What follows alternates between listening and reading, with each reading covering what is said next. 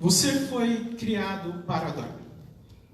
Sociólogos, filósofos, antropólogos perguntam o que é o homem, de onde ele veio, o que ele está fazendo aqui e para onde ele vai. Todavia, as Sagradas Escrituras têm a resposta para todas estas questões. Você foi um ser criado à imagem de Deus. Aquilo que a teologia dogmática chama de imago Dei. Você possui a imagem e a semelhança de Deus. Você foi criado para adorar. Você foi projetado para prostrar-se diante do Senhor.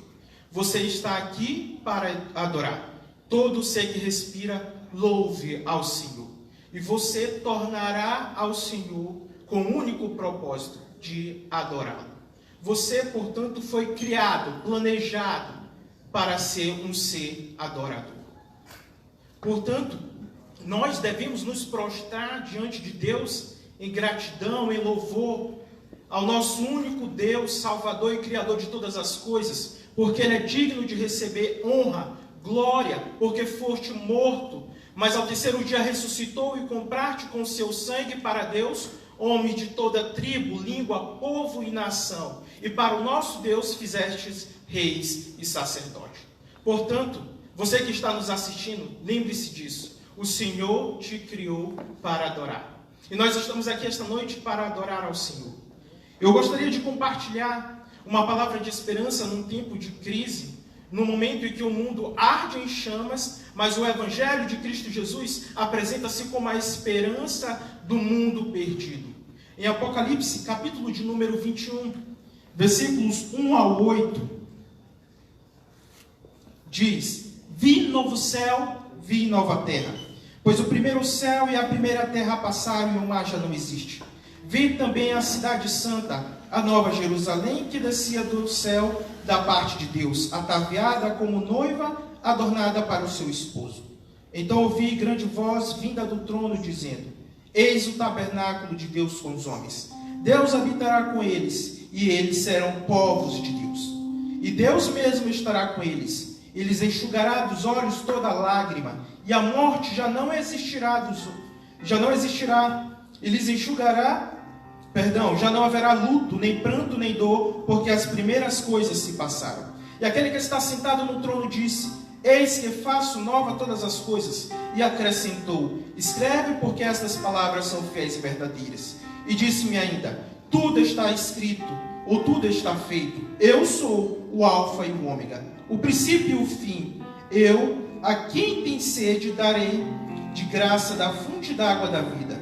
O vencedor herdará essas coisas, e eu lhe serei Deus, e ele me será filho. Quanto, porém, aos covardes, aos incrédulos, aos abomináveis, aos assassinos, aos impuros, aos feiticeiros, aos idólatras e todos os mentirosos, a parte que lhes cabe será no lago que arde como fogo e enxofre, a saber, a segunda morte. O livro de Apocalipse foi escrito por volta do ano 90, quando a igreja estava enfrentando forte perseguição. Domiciano, então, reinava no Império Romano naquele tempo, e os cristãos estavam sendo perseguidos por causa do Evangelho de Cristo Jesus. João, no capítulo 1, diz que ele foi exilado para a ilha de Patmos, porque estava manifestando ou pregando o testemunho de Cristo Jesus. João é o último dos apóstolos. Todos os apóstolos até então haviam morrido através do martírio. E João é o único que recebe a revelação direta de Deus, que se tornou Sagrada Escritura, mas estava exilado na ilha de Patmos. Então a igreja se desespera, porque por um lado a igreja está sendo perseguida, por outro os cristãos estão perdendo seus empregos no Império Romano por causa de sua fé. Por outro, os cristãos estão sendo crucificados, mortos, sendo ateado fogo e até mesmo servindo de alimento para animais vindo da Líbia. Mas Cristo Jesus apresenta-se como a esperança que governa o mundo, a história e o reino dos homens. O reino dos homens não está à parte do propósito eterno, soberano e redentor de Deus.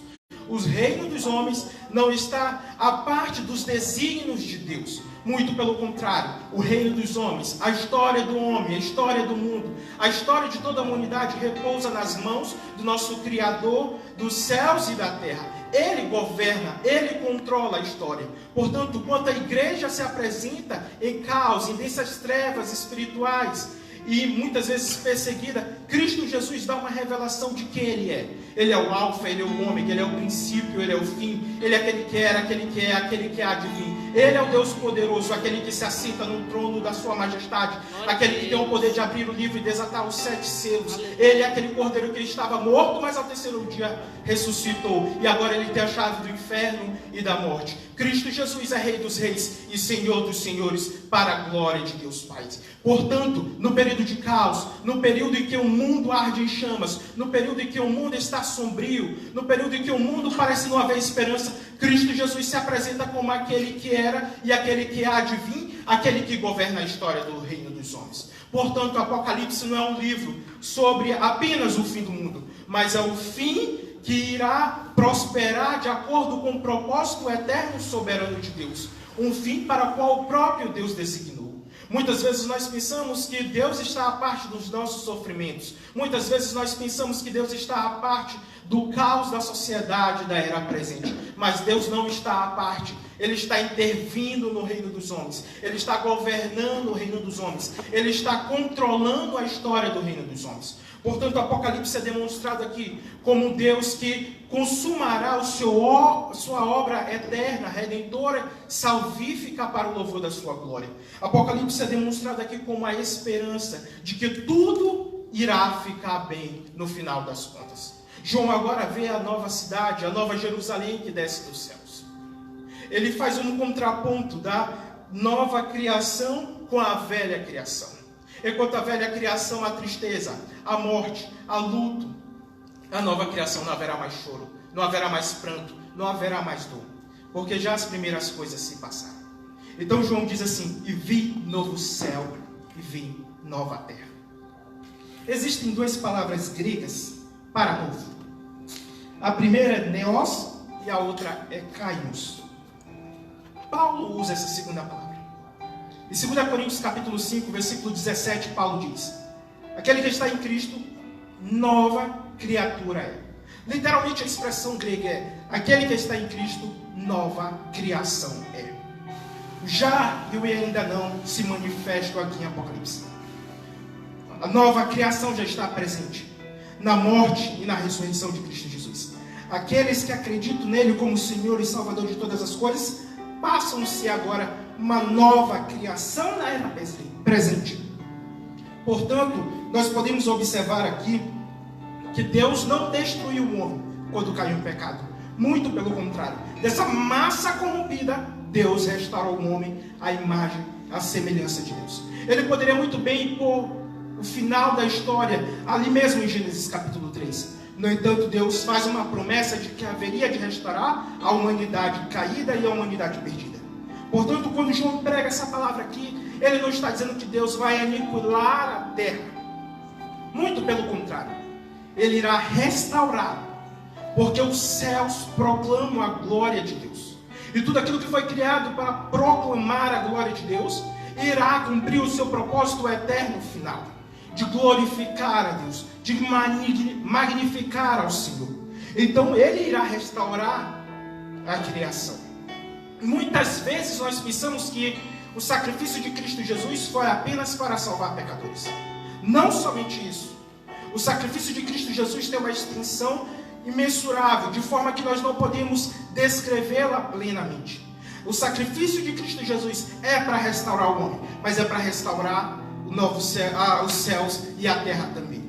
Isso mostra que o sangue de Cristo Jesus vai além daquilo que nós imaginamos. Devido à queda do homem, o apóstolo Paulo diz em Romanos capítulo 8, que a natureza agora ficou sujeita ao pecado, e agora geme como uma grávida prestes a dar luz, porque foi sujeita ao pecado original do homem. Mas o sacrifício de Cristo Jesus, por causa desse sacrifício, a natureza clama por redenção. E ela terá a redenção que é dada em Cristo Jesus. Portanto, o que João está mostrando aqui é que o plano de Deus, lá em Gênesis 1:2, criação da terra, não irá falhar. Ele vem através de Cristo, restaura e cumprirá o seu desígnio eterno para o louvor da glória de Deus. Agora, portanto, é válido lembrar que para essa nova criação, você precisa ser nova criatura para adentrar nela. Sem Cristo Jesus não há redenção. Sem Cristo Jesus não há transformação. Sem um novo nascimento, você não pode participar dessa nova criação. Essa nova criação é somente para aqueles que se arrependem dos seus pecados e creem em Cristo Jesus como Senhor e Salvador da sua vida. O texto faz questão de nos trazer que nesta nova criação não haverá dor, não haverá pranto, não haverá luto, não haverá morte. Muito pelo contrário, nessa nova criação haverá alegria eterna em Deus, em Cristo Jesus. Você não se lembrará mais das coisas passadas, ou seja, dessa era presente, do que nós sofremos aqui no mundo. Não significa que você terá uma amnésia a respeito do que aconteceu aqui. Não, significa que você lembrará, mas não com tristeza, mas não com luto, mas não com pranto, não com choro, não com sentimento de angústia. Muito pelo contrário, você estará agora na nova criação desfrutando de uma alegria eterna, perpétua, que só se encontra em Jesus Cristo de Nazaré. Santo Agostinho disse no século IV que dentro da alma do homem há um vazio que só Deus pode preencher. E esse vazio quem pode preencher é Cristo Jesus. Essa alegria quem pode preencher é somente Cristo Jesus. Portanto, Deus cumprirá o seu propósito eterno, o seu desígnio eterno na nova criação. E agora é válido lembrar que os versículos 4 e 5 dizem que nesse novo céu e nova terra haverá uma nova habitação. Esse sempre foi o propósito eterno de Deus, habitar com o homem. Em Gênesis capítulo 3, versículo 8 ou 9, o texto vai dizer que na viração do dia Deus visitava Adão. Mas no entanto, por causa do pecado, houve uma separação da presença de Deus, da habitação de Deus com o homem. Agora o homem é expulso do jardim, agora o homem começa a vaguear pela terra. A presença de Deus agora é afastada do homem por causa do seu pecado. Mas depois, quando tudo está escuro, quando tudo está sombrio, nos 11 primeiros capítulos de Gênesis, Deus apresenta a Abraão. Dele fará uma grande nação. Dele virá o Redentor da história da humanidade. Deus, portanto, agora salva uma nação para si. E Deuteronômio capítulo 7, versículos 1 em diante, vai dizer que Deus olhou para Israel e disse que não havia nada neles que pudesse atrair a atenção de Deus. Não havia nada na raça humana para atrair a atenção de Deus. Isso é forte. No entanto, Deus diz: eu vos amei. Quando vocês não eram nada, eu vos chamei. Eu vos escolhi para que vocês pudessem ser sacerdócio real, para que vocês pudessem ser nação santa diante de Deus, para que vocês pudessem manifestar a glória, o caráter, a obra de Deus sobre toda a face da terra. No entanto, Israel falhou nesse propósito. Então, 2000 anos atrás, Deus ainda se revela à humanidade. Em João capítulo 1, versículo 14 diz que o Verbo se fez carne e habitou entre nós. E vimos a sua glória como unigênito do Pai, revelado cheio de graça e de verdade. E é interessante lembrar que quando João escreve João capítulo 1, versículo 14, ele está lembrando da ideia de Deus habitando com os homens num tabernáculo.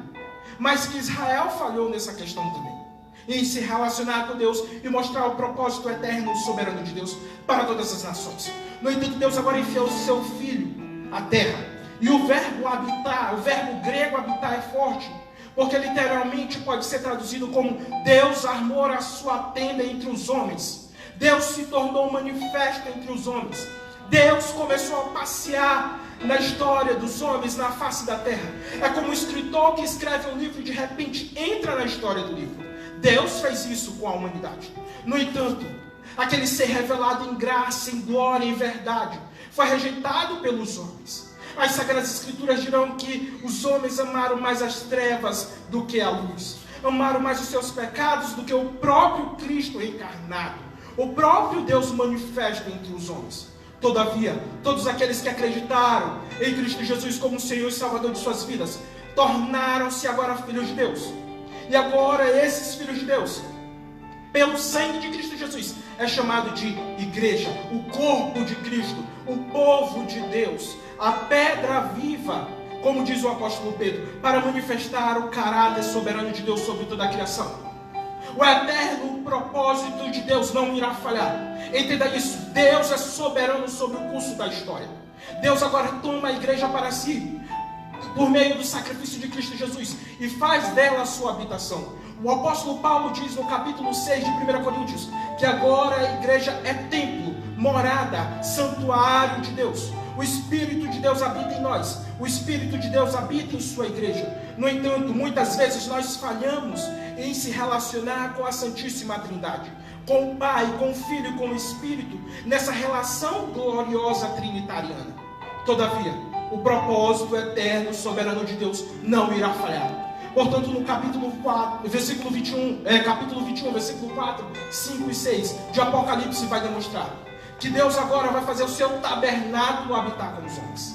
Observa como Deus não está falhando no curso da história. Nós falhamos diversas vezes, mas Deus continuará com o seu propósito eterno, soberano, porque Deus não pode mudar, Deus não pode falhar, Deus não pode ter variação, Deus não pode ser mutável. Deus é imutável, glorioso, magnífico, em majestade, em poder, em glória, infalível, e cumprirá tudo aquilo que Ele designou desde a eternidade, para manifestar a glória do seu Filho Jesus Cristo. Então o tabernáculo de Deus agora desce, os céus se abrem, a nova Jerusalém desce, e o texto diz em Apocalipse, capítulo 21, dizendo que agora, eu serei para vós Deus, vocês serão meu povo, e eu habitarei no meio de vós. Aquela promessa feita em Levítico capítulo 26, versículo 11, que Israel falhou miseravelmente em cumprir os desígnios eternos de Deus. Deus cumprirá o seu propósito eterno e soberano. Esse é Deus, glorioso, gracioso. E ninguém pode frustrar os planos salvíficos eternos de Deus. Você não pode apagar a história com seu dedo. Todavia Deus escreve a história a partir do seu próprio dedo. É Deus que estabelece a história do reino dos homens. É Deus que governa a história do reino dos homens.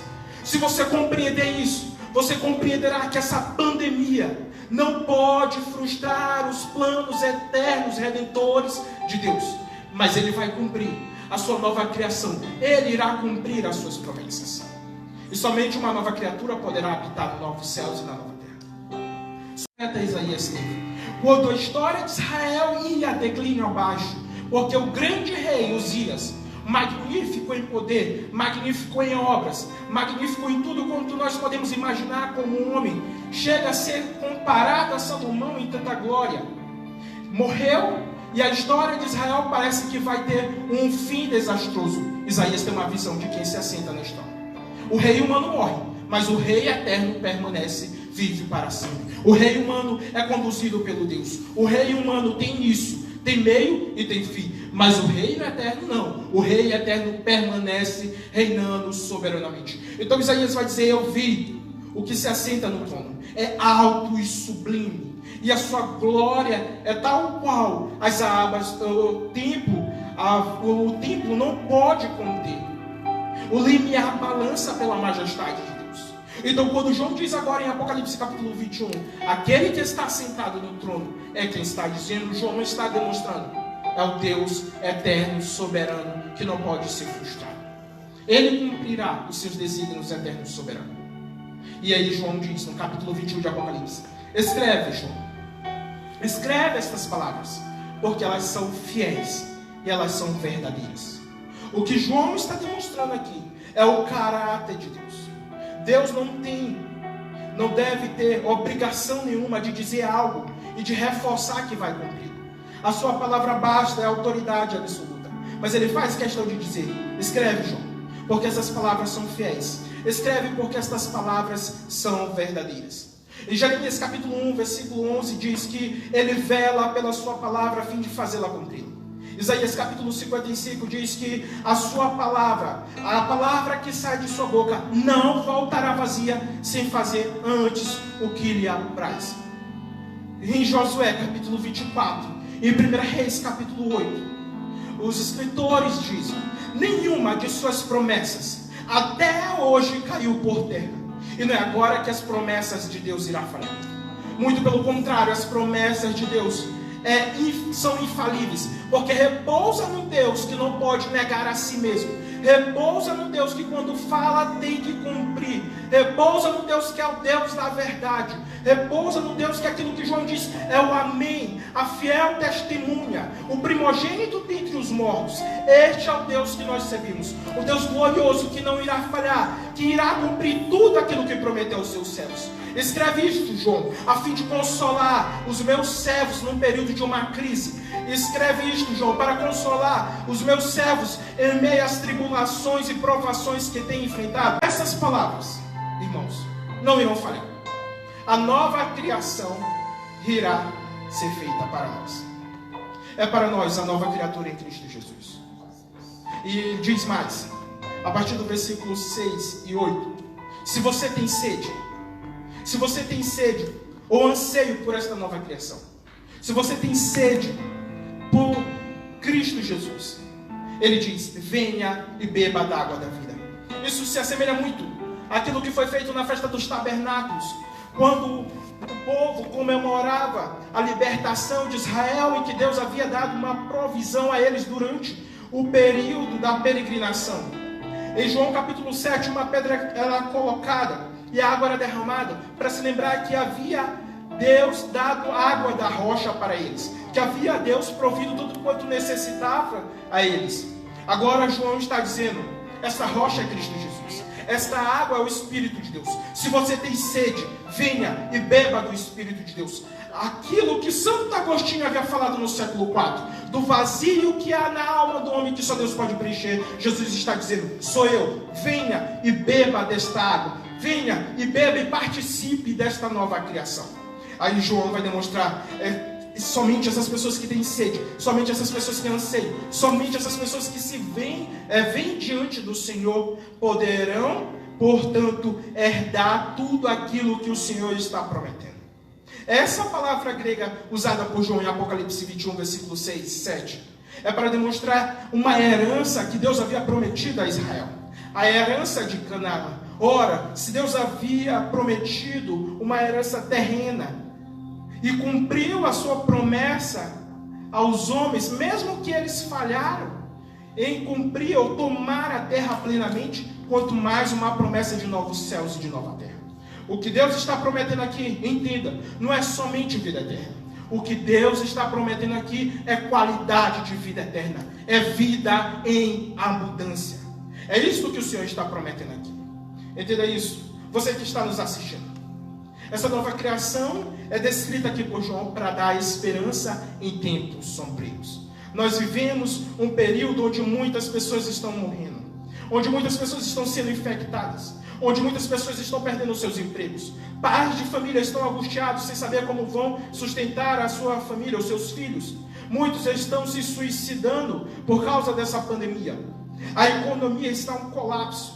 O governo entra em colapso. O reino dos homens está em completo colapso devido à queda do pecado original. Todavia, o Senhor se apresenta como aquele que irá restaurar tudo.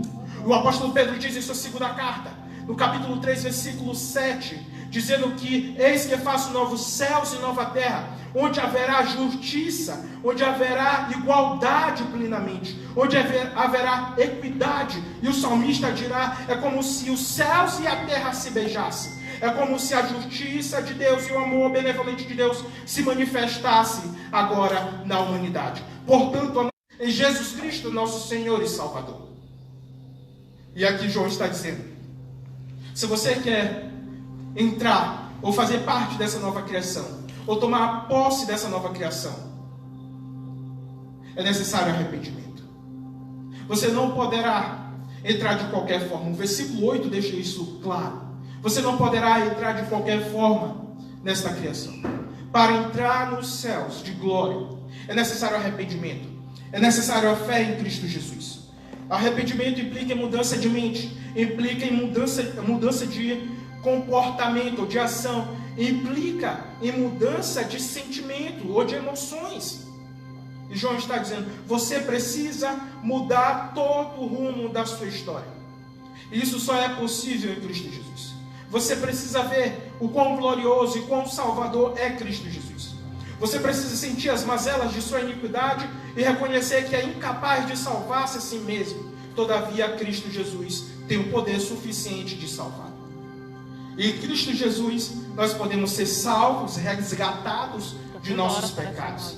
E em Cristo Jesus, nós podemos ser uma nova criatura. E somente uma nova criatura poderá herdar uma nova criação. E o Apocalipse capítulo 22 diz: aquele que é santo, santifique-se ainda mais. Aquele que é impuro, se suje ainda mais. E aqui, para entrar no céu de glória, é como escrito aos Hebreus no capítulo 12 diz, é necessário haver santidade. E isso implica numa autoavaliação, numa mudança de nossas vidas diante de Deus, numa confissão de pecados diante de Deus, acreditando única e exclusivamente no sangue de Cristo para nos salvar. Portanto, se você quer fazer parte dessa nova criação, é necessário um novo nascimento. Lembre-se, a história do reino dos homens está na mão de Cristo Jesus. Eu agradeço a oportunidade, a geração do Templo Central, e que Deus em Cristo vos abençoe grandiosamente. Que Cristo Jesus possa ser a esperança de vocês também.